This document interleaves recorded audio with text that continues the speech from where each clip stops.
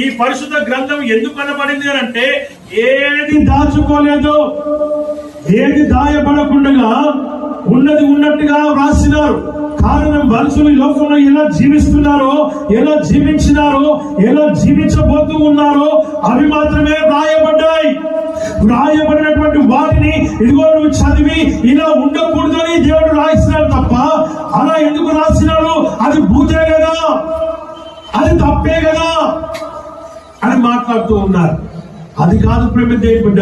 ఇలా చేశారు కాబట్టి వారిలో నశించిపోయారు, వారిలో చేశారు కాబట్టి వారిలో పాడైపోయినారు. వీరు నీతిగా ఉన్నారు కాబట్టి ఇలా దీవించబడ్డారు, వీరు ఇలా పరిశుద్ధంగా ఉన్నారు కాబట్టి దేవుని మహిమ వారి పైన ఉన్నదని వ్రాయబడింది.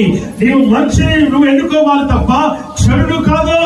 రెండు మార్గాలు ఉంటాయి, ఒకటి చెడు, ఒకటి మంచి, ఒకటి చీకటి, ఒకటి వెలుగు, ఒకటి లోకం, రెండోది పరలోకం. దేవుని వాక్యం సెలవిస్తుంది, నువ్వు దేన్ని చూస్ చేసుకుంటావు, నువ్వు దేన్ని నమ్ముతావు, నువ్వు దేన్ని నడుస్తావు, ఆ విషయాన్ని నీ జీవితము నిర్ణయిస్తుంది. నీ బ్రతుకు కనబడుతుంది, నీ యొక్క క్రియలు కనబడతాయి, నీ ఆలోచనలు కనబడతాయి, నీ తలంపులు కనబడతాయి, నీ యొక్క నడవడిక కనబడుతుంది. ఈ రెండు మార్గాలను బట్టి ఆ రెండు మార్గాల్లో దేంట్లో ఉన్నావో జాగ్రత్త.